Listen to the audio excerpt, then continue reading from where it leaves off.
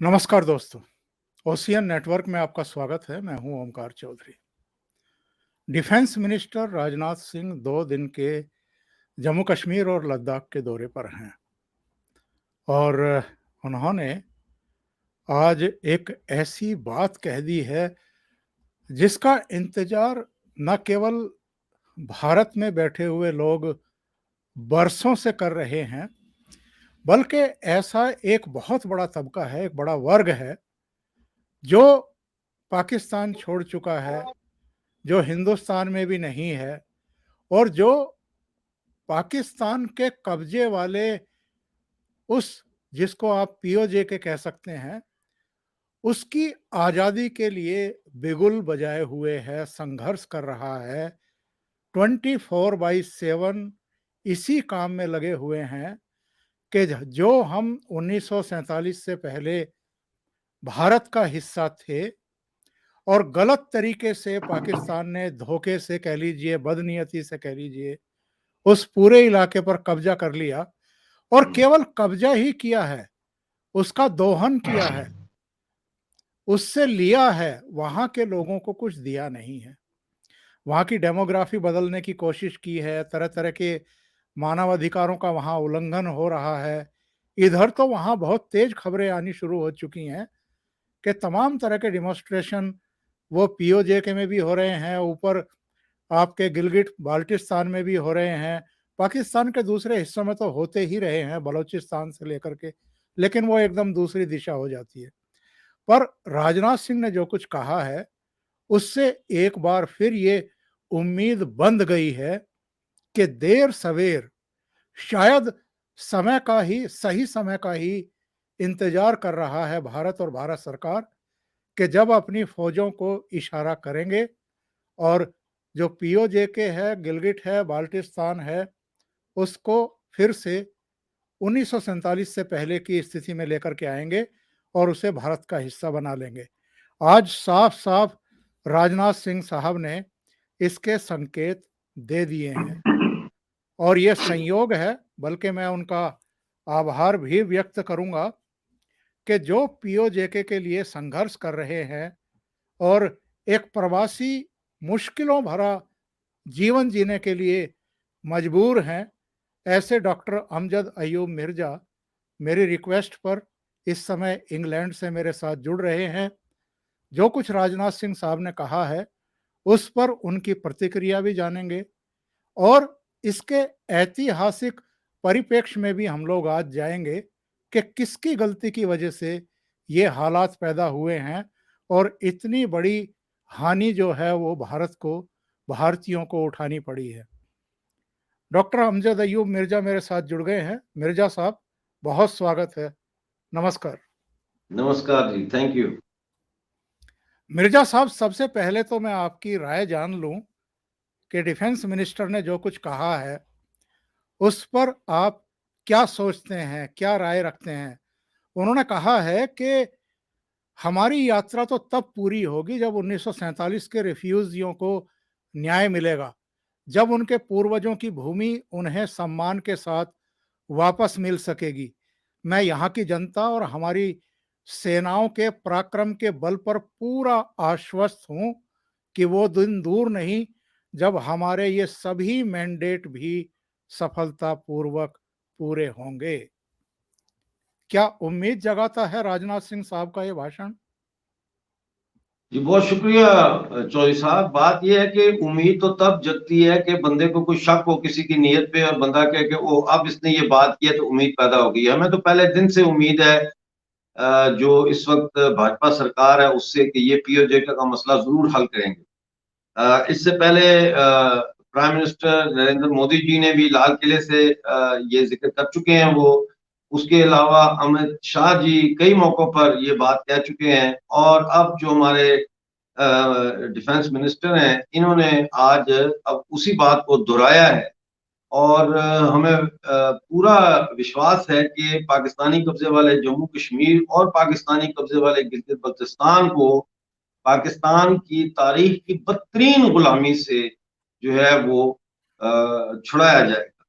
अब आपने यहाँ पे बात की है एक कि पाकिस्तान को आपने जाहिर है कसूरवार ठहराया है, और इसमें कोई दो राय भी नहीं है, क्योंकि जो कबायली लश्कर आया था ना जी, वो 5-5 हजार के जो जत्थे थे, उनकी कमांड पाकिस्तानी आर्मी के मेजर्स के हाथ में थी। पाकिस्तान जी, आर्मी के मेजर उनको लीड कर रहे थे और पीछे वो थे, और फिर उसके जी, साथ पाकिस्तान की फौज।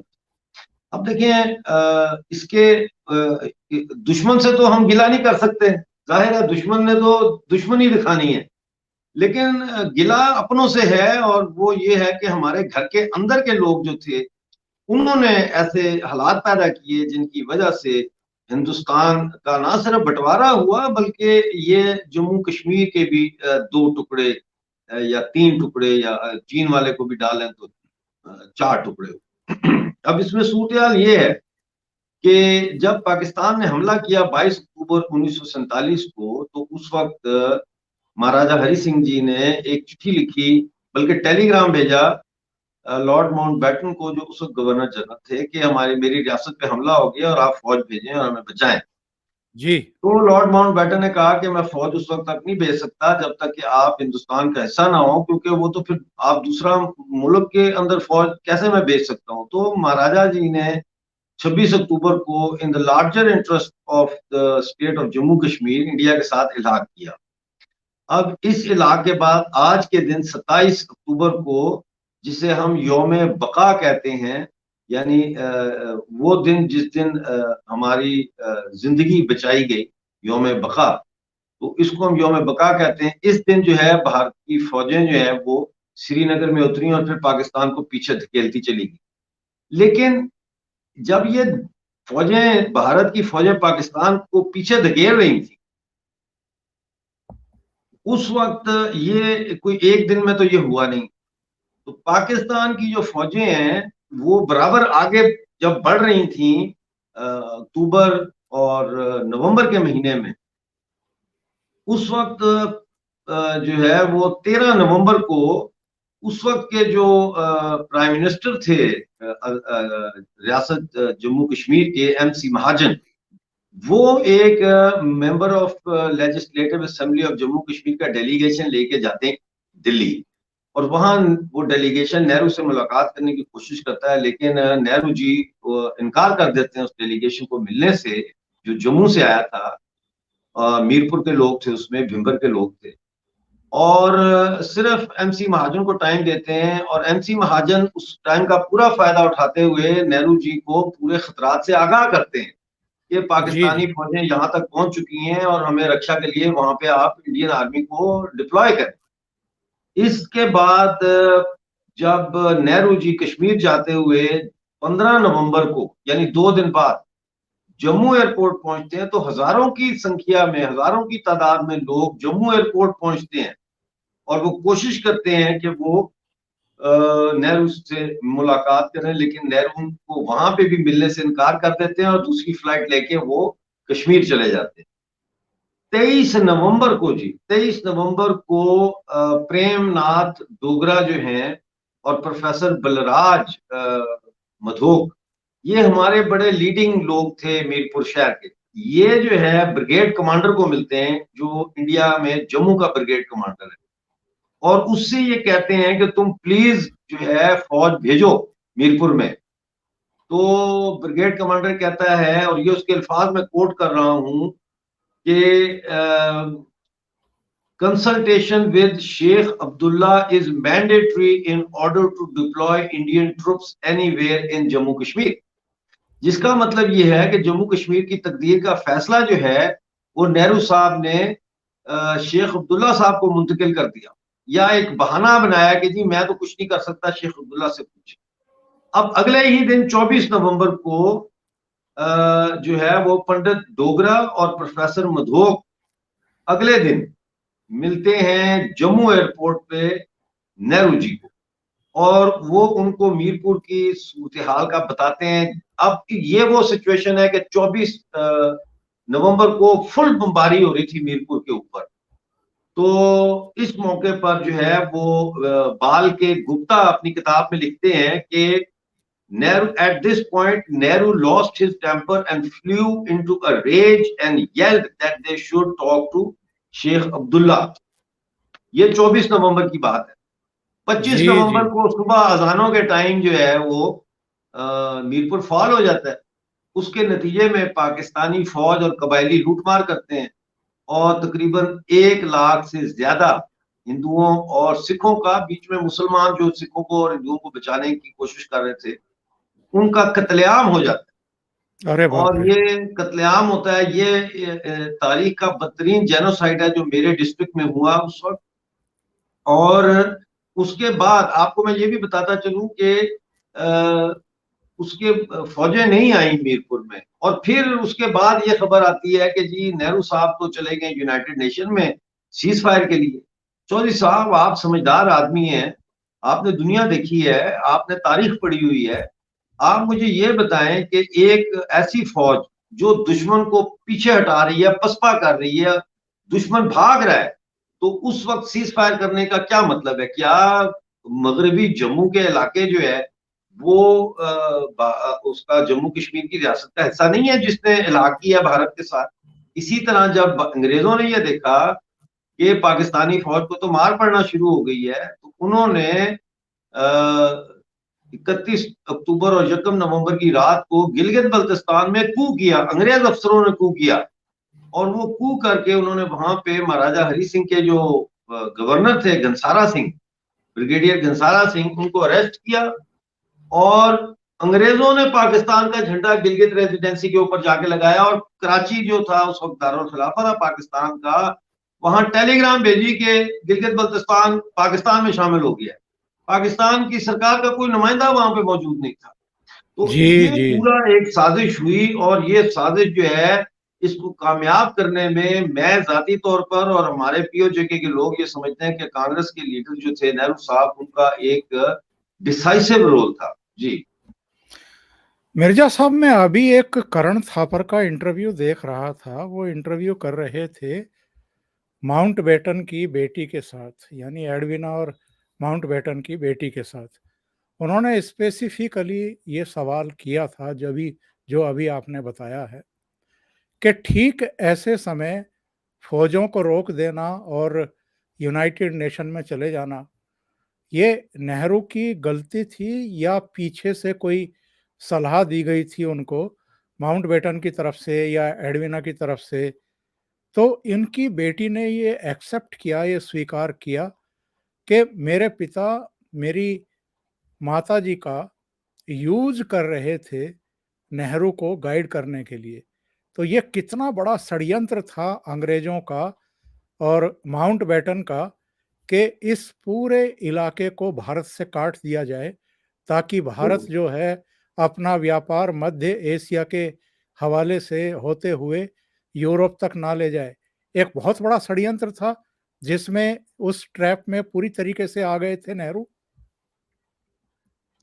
देखिए, नेहरू के बच्चे तो नहीं थे ना, वो हिंदुस्तान के प्रधानमंत्री बन गए वो। तो वो कोई उनके मुंह में चूसनी तो नहीं थी। और फिर यूके के पढ़े हुए थे, और माउंटबेटन और ये ब्रिटिश पॉलिटिक्स को वो बड़ी अच्छी तरह समझते थे, कितनी कनिंग है ब्रिटिश एम्पायर के लोग। तो इसमें नेहरू साहब को बिल्कुल भी मुरूद इल्जाम से अलहदा नहीं किया जा सकता, उनको इससे बरी नहीं किया जा सकता। क्योंकि अगर नेहरू साहब ये नहीं समझ रहे थे कि अंग्रेज की साजिश ये है कि हिंदुस्तान का रास्ता सेंट्रल एशिया से काट दिया जाए, तो फिर वो किस किस्म के सियासतदान थे? ये तो उनकी सियासी फहम और उनकी फरासत के ऊपर सवालिया निशान है। तो मैं समझता हूं कि बजाय इसके कि हम दूसरों को इल्जाम दें, और दूसरा, जैसे मैंने अर्ज की शुरू में प्रोग्राम किया आपके, कि दुश्मन ने तो साजिश करनी है, दुश्मन ने तो हमारे खिलाफ कोई ना कोई मौका तलाश करना है। और जाहिर है अंग्रेज साम्राज्य को हमारा दोस्त तो नहीं था, दुश्मन था, और उसके खिलाफ हमने जंग आजादी लड़ी थी शीख चंद्र सुभाष बोस ने और लाखों करोड़ों हिंदुस्तानियों ने। तो वो को खुशी से तो नहीं जा रहा था। तो जाते जाते वो ये मेक श्योर कर रहा था कि एक ऐसा कमजोर और टूटा हुआ लंगड़ा लूला हिंदुस्तान पीछे छोड़ के जाए जो कि कभी सर उठा ना सके। और यही वजह है कि हिंदुस्तान का जो दो बाजू हैं वो काट दिए गए, एक आज बांग्लादेश है, दूसरा आज पाकिस्तान है। इसकी यही वजह है। और ऊपर से यहाँ पे उन्होंने कश्मीर में जो है वो खंजर घोंप के वो चले गए, उससे आज भी खून रिस रहा है। तो अब ये इसमें एक हम ये समझते हैं, मैं तो हमेशा ये कहता हूं कि जब पीओजे के आजाद होगा और वहां मेरी सरकार बनेगी, तो सबसे पहला काम हम ट्रुथ एंड रिकंसिलिएशन कमीशन बनाएंगे। और जिस तरह आपने अपने प्रोग्राम के शुरू में राजनाथ सिंह जी का हवाला देते हुए कहा कि महाजरों की जो वहां पे जगह हैं, जमीनें हैं, या जो भी कुछ भी उनकी इमलाक थी, उसके ऊपर ट्रुथ एंड रिकंसिलिएशन कमीशन कायम किया जाएगा और पोल लगाया जाएगा। और उसके बाद जो रिपोर्ट आएगी उसके मुताबिक फिर पॉलिसी साजी होगी कि इस मसले को कैसे हमने एड्रेस करना है। जी। अच्छा, जिस बात का जिक्र राजनाथ सिंह साहब ने किया है कि हमें पता है कि वहां पर जो पीओजेके के लोग हैं उन पर किस किस तरह के जुल्म किए जा रहे हैं पाकिस्तान की तरफ से, और हम उनकी आवाज को सुन रहे हैं, खास तौर से उन्होंने ये बात कही है। इसके मायने हम ये निकालें कि वहां जो भी कुछ चल रहा है, जो भी अत्याचार चल रहा है, इधर के जम्मू कश्मीर के बारे में तो पाकिस्तान बहुत गला फाड़ फाड़ करके पूरी दुनिया में चिल्लाता है, मानवाधिकारों का उल्लंघन हो रहा है। लेकिन आपकी जड़ें तो मीरपुर में हैं डॉक्टर साहब, आपके पास तमाम सूचनाएं वहां से आती रहती हैं, आप प्रोग्राम भी करते रहते हैं, आप रेडियो हिमालय के जरिए भी डे बाय डे की तमाम वहाँ की जो घटनाएं हैं उनको प्रसारित करते रहते हैं। वहाँ एक्चुअल में इस समय सिचुएशन क्या है? देखें चौधरी साहब, मैं अभी जी न्यूज पे भी इंटरव्यू दिया है और एबीपी पे भी दिया है, और मेरी आवाज से भी आपको लग रहा होगा। यकीन करें, दोनों मुख्तलिफ प्रोग्रामों में I broke down into tears. तो मैं बड़ा चाय शाय पी के मैं अपने आप को बड़ा संभाल के आपके सामने बैठा हूँ। देखें, बात यह है कि जिस पे गुजरती है ना, उसको पता होता है कि क्या कैफियत है चीजों। मुझे हर रोज मैसेज आते हैं लड़कों के कि डॉक्टर साहब हमें कब आजादी मिलेगी। मैंने मैट्रिक करके पढ़ाई छोड़ दी क्योंकि मेरे पास आगे पढ़ने की फीस नहीं है। मैं इलेक्ट्रिकल जो है वो टेक्नीशियन का डिप्लोमा लेना चाहता हूँ 2 साल का, मेरे पास पैसे नहीं है। तो मैंने 12,000 रुपये महीने पे किसी दुकान पे नौकरी कर ली है ताकि मैं अपने बाप का हाथ बटाऊं जो पेंशन पे जिंदा है। ठीक है ना। तो डेली की ये कहानी चल रही है और बुरे हालात है। अच्छा, इसके 3 पहलू हैं। एक सियासी पहलू है, एक मुआशी पहलू है यानी इकोनॉमिक, और एक समाजी पहलू यानी सोशल। सोशल पहलू से शुरू कर लेते हैं कि हमारा जो इंफ्रास्ट्रक्चर है वो बिल्कुल ही बिखरा हुआ, बोसीदा, टूटा फूटा है। जो महाराजा हरि सिंह ने ब्रिज बनाए थे वो ब्रिज मौजूद है या वो टूट चुके हैं या तोड़ दिए गए हैं, नए कोई ब्रिज नहीं बने।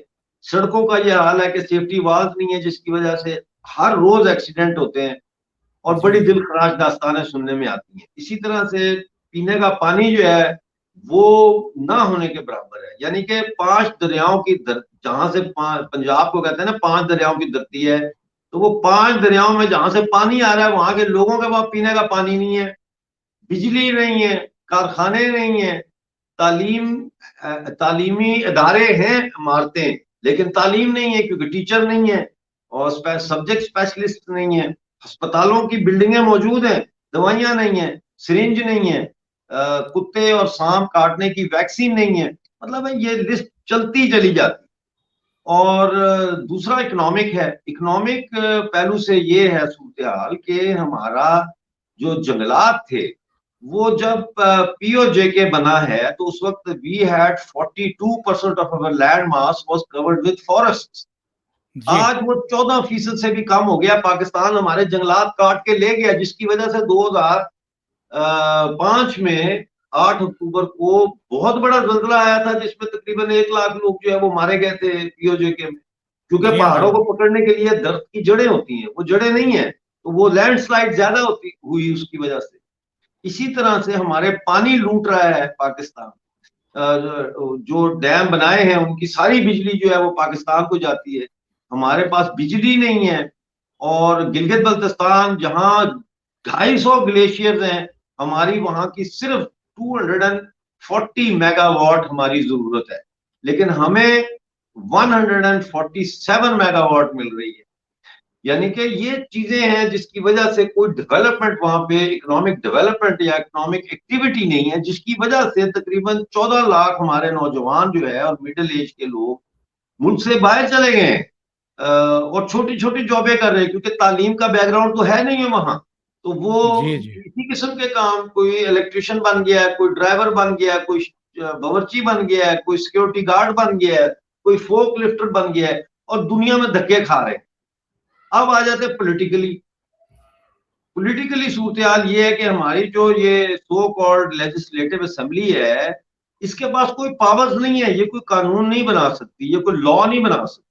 मिसाल के तौर पर अब हम जा रहे हैं 27 नवंबर को लोकल बॉडीज इलेक्शन होने वाले। अब उस लोकल बॉडीज इलेक्शन में 13,000 से ज्यादा लोगों ने अपने कागजात सबमिट कराए हैं नॉमिनेशन के लिए, और उसमें से 438 जो है कागजात को रिजेक्ट कर दिया गया है, जिसमें से 65 सिर्फ मुजफ्फराबाद डिस्ट्रिक्ट के हैं। एक शख्स को तो मतलब है वहां पे आपके रिजेक्शन की बहुत सारी वजूहत है, लेकिन एक मैं आपको मिसाल देता हूँ कि जुल्फकार नाम के एक बाग से ताल्लुक रखने वाले शख्स हैं, जिन्होंने कागजात नामजदगी जमा कराए, और उसके ऊपर एतराज उन्होंने ये लगाया कि ये पाकिस्तान के साथ कश्मीर की एक्सेशन को सपोर्ट नहीं करता। जी यानी कि जी आपके लिए नंबर वन पॉलिटिकल प्रोसेस का जैसा कैसा भी लूला लंगड़ा है, वो हिस्सा बनने के लिए सबसे पहले तो आपको ओथ लेना पड़ता है कि आप पाकिस्तान की आइडियोलॉजी की सपोर्ट करते हैं, which is two nation theory, which is based on communal hate against the Hindus.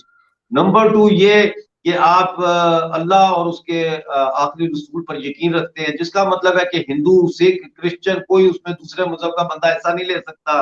और तीसरा यह कि आप इलाके पाकिस्तान को सपोर्ट करते हैं, एक्सेशन ऑफ पाकिस्तान को सपोर्ट करते हैं, जिसका मतलब यह है कि हम जैसे लोग, जिनको यूनाइटेड नेशंस ने अपने रेजोल्यूशंस में ये इजाजत दी है कि हम इंडिया पाकिस्तान में से एक का इंतखाब करें, और मैं मसलन इंडिया का इंतखाब करता हूं, तो मैं इलेक्शन में हिस्सा नहीं ले सकता। तो ये पॉलिटिकली सफोकेटेड समाज है, इकोनॉमिकली जो है वो टोटली जिसे कहते हैं कि एक तबाह कुन सूरत हाल है, और सोशली मैंने आपको बता दिया है कि क्या सूरत हाल है। तो ऐसे में जब राजनाथ सिंह साहब का बयान सामने आता है, तो हम लोगों में एक हौसला पैदा होता है। हम ये थोड़ी राजनाथ सिंह कह रहे हैं कि पीओजे को आजाद करा के बीजेपी में शामिल करेंगे, वो तो कह रहे हैं हिंदुस्तान में शामिल करें। आज बीजेपी है, कल किसी और की सरकार होगी, सरकारों का मसला नहीं है ये। मैं भी जब ये कहता हूं कि हम इंडिया में शामिल होना चाहते हैं, तो मेरे ऊपर ये क्रिटिसिज्म किया जाता है कि ये जी मोदी का एजेंट है, ये जो है वो बीजेपी की पॉलिसियों को सपोर्ट कर रहा है। और भाई मैं कौन सा पीओजे के लोगों को बीजेपी में शामिल करने का कह रहा हूं। मैं तो कह रहा हूं 1.4 बिलियन की मंडी है, जिसे हमें काट के रखा गया है, जो हमारी अपनी लोगों की मंडी है, हम उसमें वापस हमें जाना चाहिए। और मैं ये भी नहीं कह रहा कि भारतीय सरकार पीओजे को आजाद कराने के बाद कोई बहुत बड़ी वहां इन्वेस्टमेंट करे। हमें सिर्फ आजादी चाहिए, हमारे पास इतने वसाइल हैं कि हम सेल्फ रिलायंट हो सकते हैं, हम खुद नसारी की बुनियाद पे पानी से और टूरिज्म से इतना पैसा कमा सकते हैं कि हमें दिल्ली सरकार से पैसे लेने की जरूरत ही नहीं है। बहुत बड़ी बात आप कर रहे हैं मिर्जा साहब। मिर्जा साहब, मैं कभी कभी पाकिस्तान के न्यूज़ चैनल भी देखता हूँ। वहाँ जो स्टूडियो में बैठे हुए उनके एक्सपर्ट हैं, उनके भी विचार सुनता हूँ। अब तो जो एंकर्स भारत के खिलाफ, मोदी साहब के खिलाफ जहर उगलते थे, उसी तरह के प्रोग्राम के कंटेंट तैयार करते थे, प्रोग्रामिंग तैयार होती थी उनकी। अब तो उनके भी सुर बदले बदले दिखाई दे रहे हैं। वो भी और उनके गेस्ट भी ये अब छाती ठोक करके कहने लगे हैं कि भारत प्रशासित जो जम्मू कश्मीर है, वो तो तरक्की के रास्ते पर बहुत तेज गति से आगे बढ़ गया है, और हमारी तरफ बहुत बुरा हाल है। और अब तो लोग ये भी सवाल खड़े करने लगे हैं कि भाई, आप जम्मू कश्मीर मतलब कश्मीर कश्मीर चिल्लाते हो, आप अपने पाकिस्तान को तो संभाल लो, जिसकी इकोनॉमी का बंटाधार हुआ पड़ा है। जगह जगह जाकर के आपको कटोरा लेकर के घूमना पड़ता है। पहले आप अपने घर को संभाल लो, लोगों को सम्मान दिला दो। दुनिया भर में पाकिस्तानी पासपोर्ट की क्या हालत हो गई है, उसको गलत नज़रों से जो है देखा जाता है जब कहीं दुनिया के देशों में जाते हो। इस तरह के सवाल जो खड़े होने लगे हैं, इससे ऐसा नहीं लगता है कि वहाँ का पब्लिक जो है, आम पब्लिक भी और जिसको हम बुद्धिजीवी कहते हैं वो भी, उसका भी मोह भंग हो रहा है वहाँ की गवर्नमेंट से, वहाँ के तौर तरीकों से। और जो ये जब भी किसी संकट में फँसती है वहाँ की सरकार तो कश्मीर का राग अलापना शुरू कर देती है। तो अब लोगों ने रिलाय करना बंद कर दिया है वहाँ की गवर्नमेंट के ऊपर। देखिए, ये जो आप मिसाल दे रहे हैं जितनी भी, ये सारी पंजाब की मिसालें हैं। और जी, पंजाब के लोग जो है वो जाहिर है कि इंडिया की तरफ देख रहे हैं, और कश्मीर पंजाब के साथ पीओजे का बॉर्डर भी है, तो वो देखते हैं इन चीजों को। और बहुत सारे कश्मीरी जो है वो पंजाब में हैं, और बहुत सारे पंजाबी जो है वो कश्मीर में हैं। तो ये चीजें तो चल रही हैं और दुनिया देख रही है, और फिर सोशल मीडिया का जमाना है, तो वो देखते हैं कि इंडिया में कितनी तेजी से तरक्की हो रही है। देखिए ना, अब जिस मुल्क ने हमें अपना गुलाम बनाया था, उस मुल्क से हम उसको पिछाड़ के तो आज दुनिया की 5वीं इकोनॉमिक पावर बन चुके हैं, और जी, ब्रिटेन 6ठे नंबर पे आ गया है। पहले हम सीईओज देते थे एप्पल को, गूगल को, अब हमने प्राइम मिनिस्टर्स भी देने शुरू कर दिए हैं दुनिया को निजाम चलाने के। तो वो देख जी, रहे हैं जी। ये सारी चीजें। तो पुर्तगाल में, ब्रिटेन में जो हेड ऑफ स्टेट्स हैं वो हिंदू और इंडियन है, तो ये चीजें वो देख रहे हैं। बात यह है कि पाकिस्तान जो है ना, वो उसको मसनूई तौर पर जिंदा रखा जा रहा है। मिसाल के तौर पर स्टेट बैंक ने ये ऐलान किया कि जी हमारे पास तो 7.6 बिलियन डॉलर्स के फॉरेन करेंसी रिजर्व्स है। मैंने उसका एनालिसिस करके रेडियो मालिया में भी पेश किया था कि इसमें से जो है वो पैसे हैं जो सऊदी अरब, चाइना और आईएमएफ लोन से जो इनको मिले हैं, ये वो जो पैसा पड़ा है उसको ये कह रहे हैं फॉरेन एक्सचेंज पड़ा है। ये तो कोई इकोनॉमिक ग्रोथ के नतीजे में फॉरेन एक्सचेंज नहीं है, या आपने एक्सपोर्ट्स बढ़ाई हैं तो आपने कमाए हैं वो। ये तो उधार के पैसों पे आप कह रहे हैं कि हमारे पास ये फॉरेन एक्सचेंज है। ठीक है जी। फिर ये है कि इनको इस साल की फिजिकल पेमेंट्स करने के लिए 30 बिलियन, 35 एक्चुअली बिलियन डॉलर्स की जरूरत है, जो सिर्फ कर्जों के सूद की अदायगी और डेट सर्विसिंग के लिए इनको चाहिए। इनके पास तो वो पैसा नहीं है। और इस वक्त पाकिस्तान 130 बिलियन डॉलर्स का मकरूज है, जिसमें 30 बिलियन तो सिर्फ चाइना के लिए है। इसीलिए जी, जी। यकम 1 नवंबर को पाकिस्तानी प्राइम मिनिस्टर जो है वो चाइना जा रहे हैं कि ये कर्जों की अदायगी को रीशेड्यूल किया जाए। तो ये तो एक इकोनॉमिक सिचुएशन। पॉलिटिकल सिचुएशन जो है वो ये है कि इस वक्त बलूचिस्तान में बहुत शदीद इंसर्जेंसी चल रही है, और वो बिल्कुल आजादी के नजदीक पहुंच चुकी है।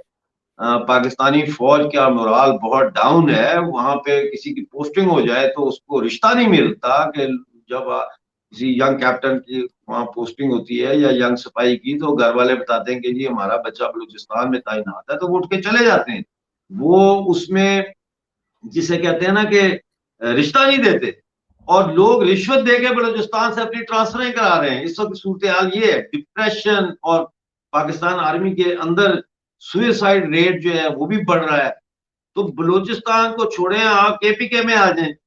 अभी केपीके में तहरीक तालिबान पाकिस्तान और अफगान तालिबान मिलकर पाकिस्तान आर्मी को बॉर्डर पे मार रहे हैं, और अंदर भी अंदर टीटीपी है और बॉर्डर पे अफगान तालिबान है। तो ये किस्सा भी खत्म हो गया। पीओजेके के अंदर पिछले 3 महीनों से ये नारे लग रहे हैं कि ये जो दहशत गर्दी है इसके पीछे वर्दी है, और आजादी के नारे लग रहे हैं। और मैं आपको गारंटी देता हूं कि अगर पाकिस्तान और कांग्रेस पार्टी पीओजेके में आज इलेक्शन लड़ती है, तो दोनों में से किसी को एक सीट भी नहीं मिलेगी। इतने जी, लोग जी। बाखबर हो चुके हैं, और लोग इतिहास को जान चुके हैं, तो उन्हें पता है कि असल जो है हमारे साथ ये जुल्म की जो जुल्म हो रहा है, इसकी शुरुआत कहां से हुई और इसकी वजह क्या थी। जी।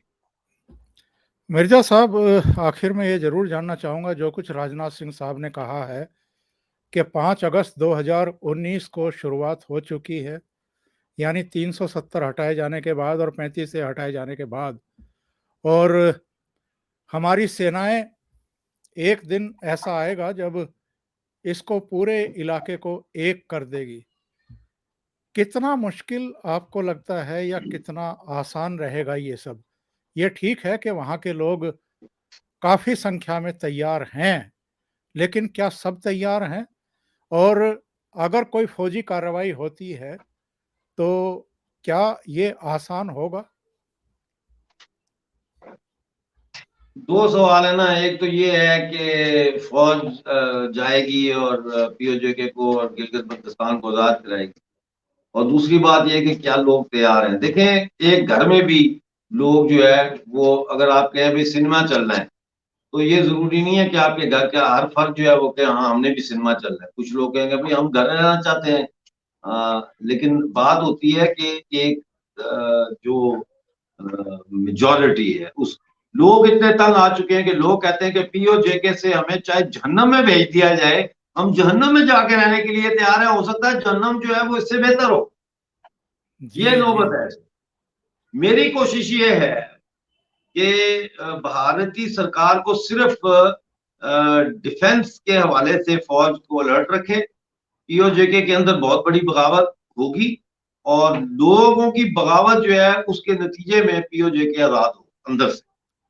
और अगर उस बगावत को कुचलने के लिए पाकिस्तान आर्मी आती है, तो फिर मैं आज आपके इस चैनल के माध्यम से इंडियन आर्मी को दावत देता हूं कि वो हमारी रक्षा करने के लिए आए और पाकिस्तान आर्मी को मार भगाए, जैसे बांग्लादेश में उन्होंने मारा।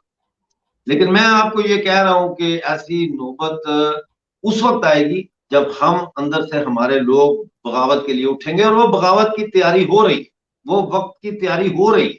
लोग इकट्ठे हो रहे हैं। लोग जो है वो बहुत जल्द पीओजेके में एक बहुत बड़ी बगावत उठेगी। देखिए, हमारे यहाँ मुसल्लह जदोजहद की उस तरह से रवायत कभी भी नहीं रही। अमन पसंद लोग हैं, पहाड़ी लोग हैं हम, ठीक है ना। हम ज्यादा ये करते हैं कि सड़क पे बैठ के धरना दे दिया, मुजाहरा कर दिया, इससे आगे नहीं। लेकिन अब हालात उससे आगे जाएंगे।